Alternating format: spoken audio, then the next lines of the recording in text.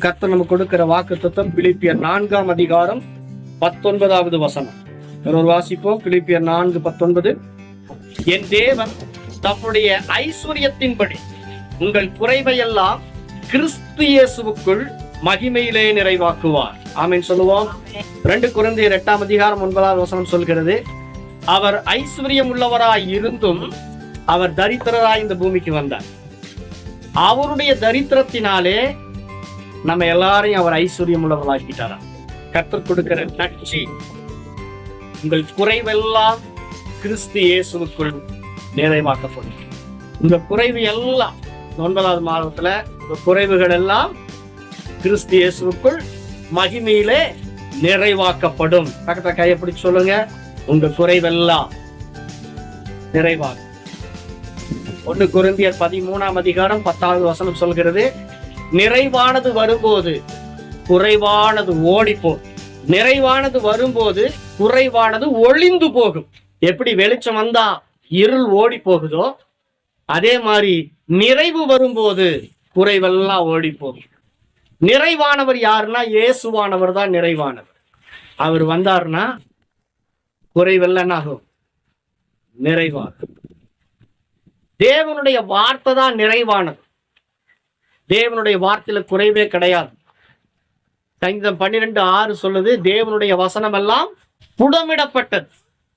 கர்த்தருடைய சொற்கள் 7 தரம் உருக்கி புடமிடப்பட்ட வெள்ளிக்கொப்பான சுத்த சொற்களாயிருக்கிறது. அப்ப நிறைவானது தேவனுடைய வார்த்தை, நிறைவானது நற்செய்தி.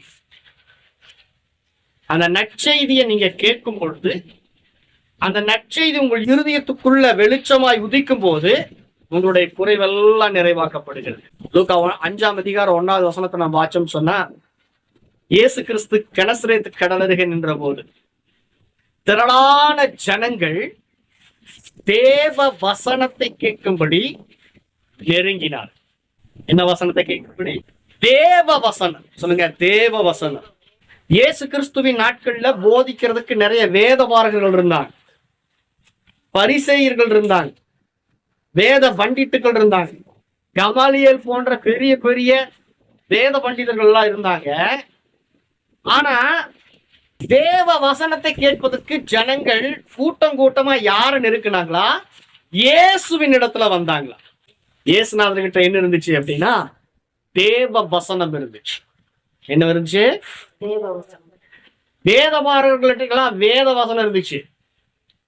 இயேசுநாதர்கிட்ட மாத்திரம்தான் தேவ வசனம் இருந்துச்சு. தேவ வசனத்துக்கும் வேத வசனத்துக்கும் வித்தியாசம் இருக்கு. அல்லேலூயா.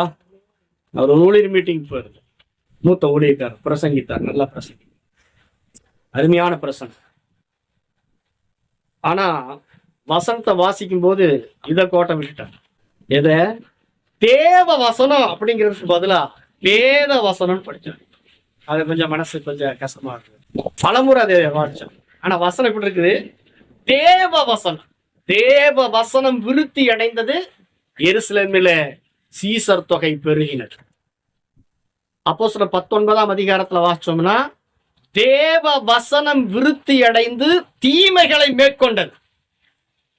அப்போ தேவ வசனம் தான் பதிவு செய்யப்பட்டிருக்கு. தேவ வசனம்னா என்ன தெரியுங்களா? Word of God. மத்தேயு 4ஆம் அதிகாரத்துல 4வது வசனத்துல இயேசு சொல்றாரு தேவ வசனத்துக்குரிய விளக்கத்தை. தேவ வசனம் அப்படிங்கன்னா தேவனுடைய வாயிலிருந்து புறப்படுகிற வெளிப்பாட்டின் வார்த்தை. Revelation word. Life flows from every revelation. தேவனுடைய வாயிலிருந்து புறப்படுகிற வெளிப்பாட்டின் வார்த்தையில இருக்குதான் என்னது? ஜீவன். அப்ப இயேசுவை ஏன் நெருக்குனாங்க? வேதபாரகர்களை ஜனங்க நெருக்கல. இயேசுவை ஏன் நெருக்குனாங்க அப்படின்னா, இயேசுநாதருடைய வாயிலிருந்து புறப்பட்டதெல்லாம் வெளிப்பாட்டின் வார்த்தை, வெளிச்சத்தின் வார்த்தை, நற்செய்தி. அவருடைய வாயிலிருந்து புறப்பட்டதெல்லாம் நற்செய்தி. ஏன்னா இயேசுவுக்கு நல்லா தெரியும் நற்செய்தி தான் என்ன செய்யுமா.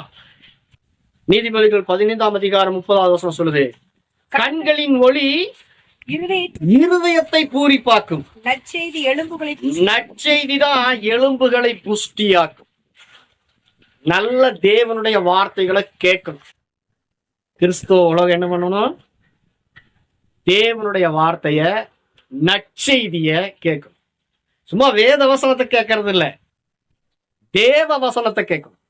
தேவ வசனங்கிறது என்னன்னா, தேவ வசனங்கிறது உரையிலிருந்து எடுக்கப்பட்ட பட்டயம். அது உரையிலிருந்து எடுக்கப்பட்ட பட்டயம்.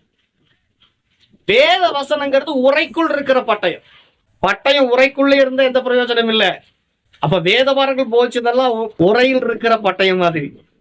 இயேசுநாதரும் அப்போஸ்தலர்களும் போதித்த வார்த்தைகள் எல்லாம் உரையில் இருந்து வெளிப்பட்ட பட்டயம் அது. அப்போ தேவ வசனத்துக்கும் வேத வசனத்துக்கும் வித்தியாசம் இருக்குதுங்க. தேவ வசனங்கிறது தேவனுடைய வெளிப்பாட்டின் வார்த்தை. ஜனங்க என்ன யாருன்னு சொல்றாங்கன்னு இயேசு கேட்டார். ஒரு பேர் ஒவ்வொன்றா சொன்னாங்க. உண்மை என்ன சொல்றாங்க? யோவான்ஸ் நாடகன்னு சொல்றாங்க, உண்மை எரேமியான்னு சொல்றாங்க, உண்மை எலியான்னு சொல்றாங்க. சரி, ஓகே, அவங்க சொல்றதெல்லாம் இருக்கட்டு. ஜனங்க என் கூடவே இருக்கிறீங்களே, என் கூடவே சாப்பிடுறீங்க, என் கூடவே இருக்கிறீங்க, என்னோட கூட சேர்ந்து என்ன பண்றீங்க? ஊழியம் செய்றீங்க, ஜெபம் பண்றீங்க. நீங்க என்ன சொல்றீங்க என்ன குறித்து?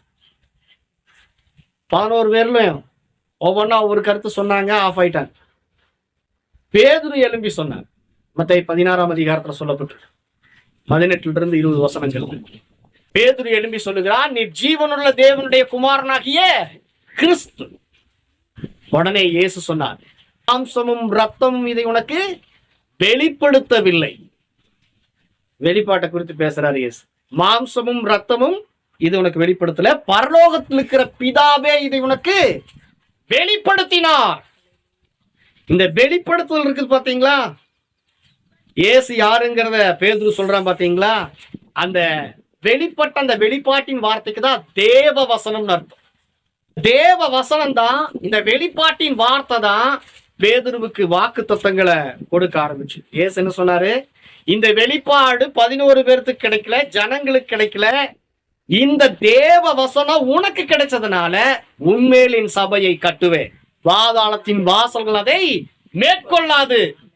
அதனாலதான் பேதுருடைய முதல் பிரசங்கத்திலேயே 3 நிமிஷ பிரசங்கத்திலேயே 3000 பேர் ரட்சிக்கப்பட்டார்கள். பேதுருவின் மேல் ஆதி திருச்சபை கட்டப்பட்டது. ஆமென். அதனாலதான் இயேசுவை தேவ வசனத்தை கேட்கும்படி ஜனங்கள் என்ன பண்ணாங்க? சுகத்தை பெற்றுக்கொள்றதுக்கு வந்தாங்க, தேவ வசனத்தை பெற்றுக்கொள்ளும்படிக்கும் வந்தார். லூக்கா 5ஆம் அதிகாரம் 15வது வசனம் சொல்லுது, ஜனங்கள் தேவனுடைய வசனத்தை கேட்பதற்கும் சுகம் அடைவதற்கும் இயேசுநாதனிடத்துல வந்தாங்க. அல்லேலூயா. அப்ப இயேசுநாதனுடைய வாயிலிருந்து புறப்பட்ட வார்த்தை எல்லாம் நற்செய்தி. இயேசு சொன்னாரு, கர்த்தருடைய ஆவியானவர் என் மேல் இருக்கிறார். எதுக்கு இருக்கிறாரா? கர்த்தருடைய அனுகிரக வருஷத்தை பிரசித்திப்படுத்த, கர்த்தருடைய அனுகிரக வருஷத்தை பிரசித்திப்படுத்த, நற்செய்தியை பிரசங்கிக்க கர்த்தருடைய ஆவியானவர் என் மேல். இப்ப இந்த 9வது மாதத்துல பரிசுத்த ஆவியானவர் உங்களுக்கு கொடுக்கிற நற்செய்தி என்னன்னா, உங்களுடைய குறைவுகள் எல்லாம் கிறிஸ்து இயேசுவுக்குள் நிறைவாக்கப்படும். எதுல குறை இருக்குதோ அதெல்லாம் நிறைவாகும். உங்க ஆவிக்குரிய வாழ்க்கையில என்ன குறை இருந்தாலும் அது நிறைவாக்கப்படும். உங்க பொருளாதார வாழ்க்கையில என்ன குறைவு இருந்தாலும் அது நிறைவாக்கப்படும். அதனால தைரியமா சொல்லுங்க, எங்கள் குறைகள் எல்லாம் கிறிஸ்து இயேசுவுக்குள் மகிமையிலே நிறைவாக்கப்படும்.